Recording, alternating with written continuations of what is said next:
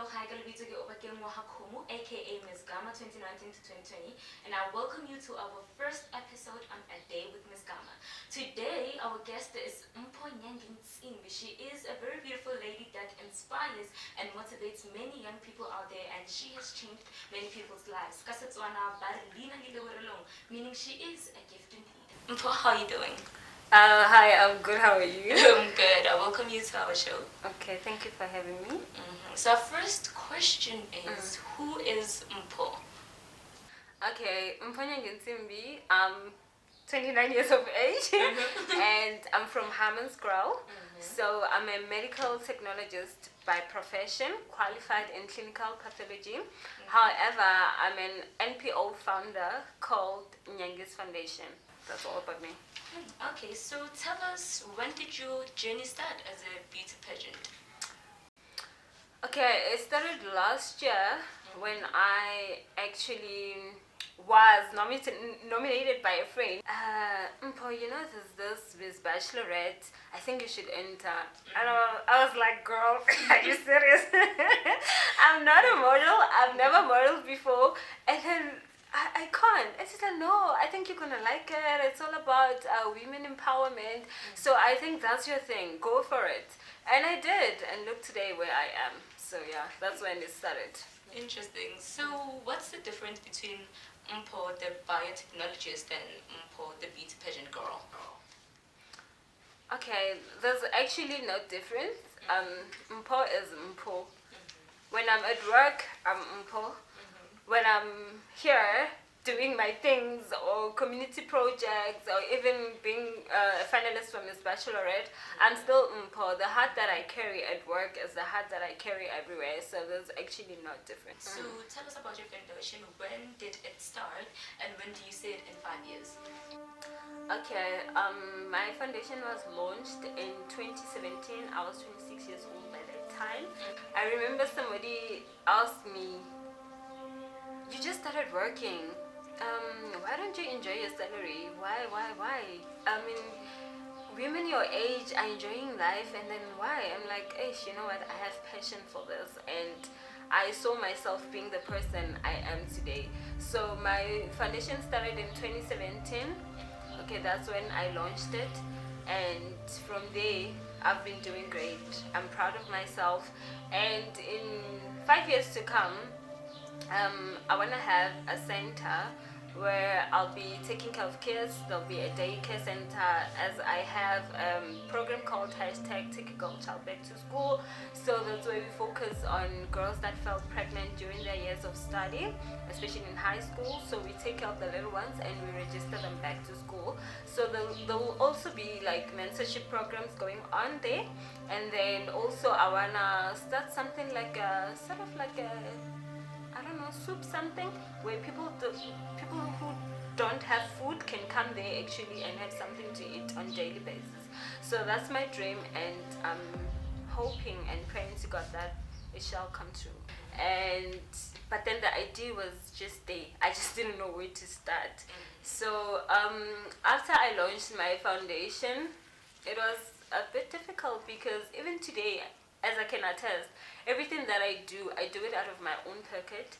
I don't have any official sponsors or funders that are sponsoring whatever I'm doing. So everything that I'm doing is out of my own pocket. And honestly speaking, I'm happy. I'm content with what I'm doing. And for me, it's even way more than a passion. It has went beyond a calling. So that's why it doesn't even bother me. It doesn't become a burden because it's something that I know it's my purpose and I'm called to do. Besides giving back to the community, what else does your foundation offer? Yeah, as I've said, I do a lot of school visits. So I visit from primary to high school. So I do motivate the kids. Besides me giving back to the community, like donating food parcels, I also donate sanitary towels to schools, school uniform to less privileged kids, and yes, including the mentorship programs. So you once said that one person can change your life for good, and you are also that one person that's changing other people for good. So who's that one person that changed your life? Okay, my mentor. Mr. Hlilani Manileke. Mr. Hlilani, I actually met him on Facebook. I was following him, like, this is a powerful man, you know. And then he started some classes for public speaking. So I inboxed him and I said, I want to attend. I remember on my first day in class, he called me out and said, Mpho, come to the stage and say something to the people. I'm like, what? I was shaking. And then you must bear in mind that time the professional or qualified public speakers, and then when they get to the stage, they hoy some big words, and I was like, what am I gonna say? But then so my journey started there, and then he said to me, Mpho, you have a potential to become great. And then I was like, what is this man talking about, you know? But then from that time, he mentored me. He gave me books, actually. That's how he mentors me. He gives me books, just books. You know? But then he said one thing, the book can change your life for good.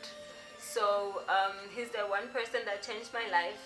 And you know what, ne? It's not only by that or being professional to somebody, even just a smile, you know, you can actually stop somebody from committing suicide just by smiling, and then automatically you have changed their lives for good. So that's my mentor. I talk too much. For me to enter Miss Bachelorette South Africa, I looked at myself, I looked at my body type, and I told myself, okay, I don't have the body for modeling, you know, my height doesn't allow me, but yet I was that powerful woman that I was not aware of. So he stood beside me and said, look, you can do this, you have the potential to become that. And then one thing I've realized is, if you have a potential but you don't exercise, it automatically dies. So he changed my life for the good, because he made me see life beyond what I was seeing, life beyond myself, life beyond all the extraordinary things I never thought one day I would achieve. So he actually did change my life. Okay, so right now, not only our country, but then the whole world is facing this pandemic. But there are people out there who still believe that, this thing is not real. But then you are one of the people that survived, recovered from COVID-19. So what's that one challenge you faced after testing positive of COVID-19?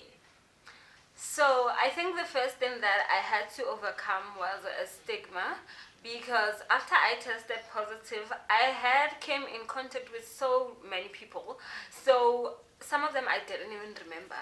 So I had to step out and be brave and post on Facebook that, hey, look, whoever I came in contact with, go test or isolate yourself, because I have tested positive. I remember there's this guy that actually accompanied me to USAFE. He blocked me. After I said that, like, he blocked me and said I wanted to kill him. And I was like, wow. But then it shows how ignorant people are. And then another thing that was a challenge is I had to deal with my mindset, because I realized that COVID-19 actually affects your mindset more than everything. It's psychologically, and then from there it moves to your body. So you have to overcome the fact and accept the fact that you have contracted the disease, and then from there luckily it's because I'm in the medical field, so I understood better what is COVID-19 and how to deal with it. So that's how I tackled the whole thing. And then the mere fact that it was not only me who was affected, but the whole family, it was quite a strain, because everybody, when you talk about COVID-19, I mean, people get scared. All they think about is they're gonna die.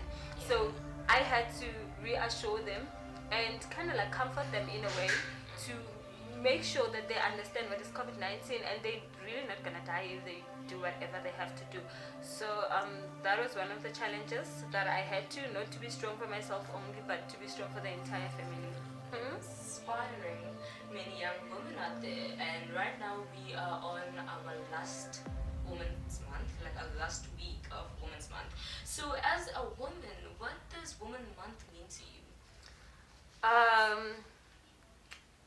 It would be great if we actually didn't know that they are appreciated not only in August, not that they only safe in August, but they are safe throughout, because our country has been facing GBV.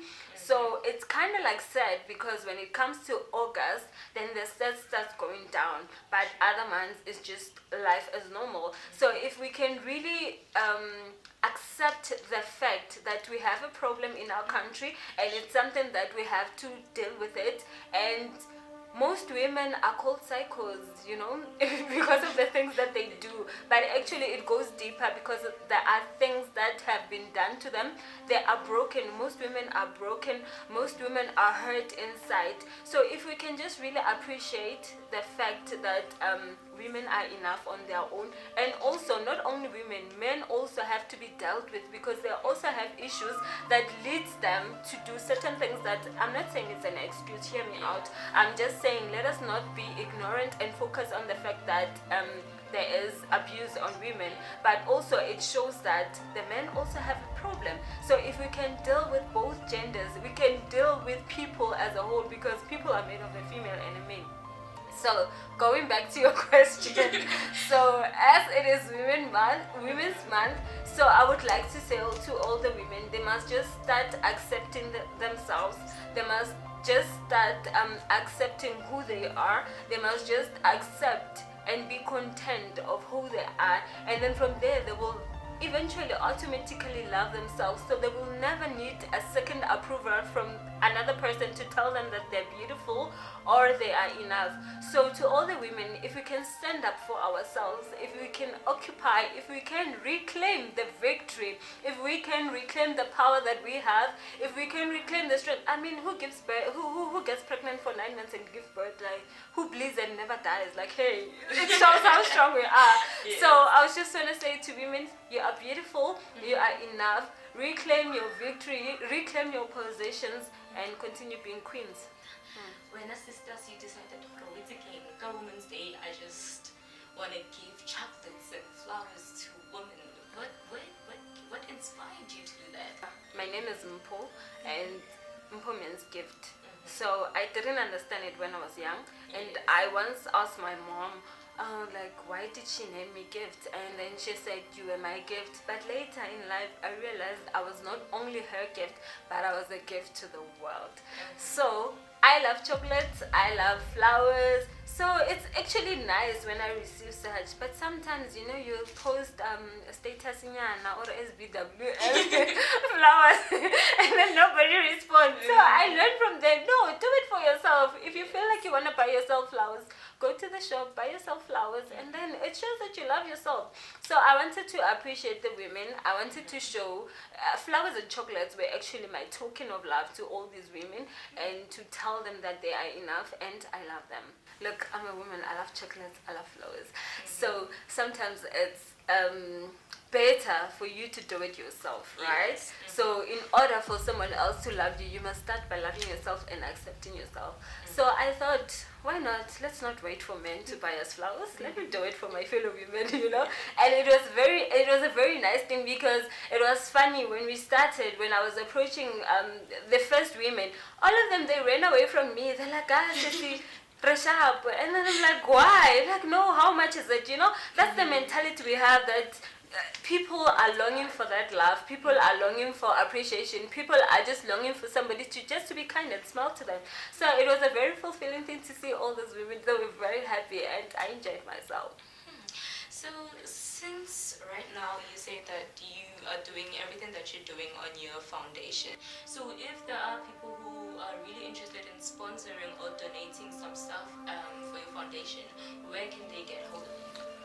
Okay, on Facebook, Mpho Nyangintsimbi. However, I have my NPO page, which is Nyangis Foundations, which is Nyangis Foundation, which is actually like the first 6 letters of my surname.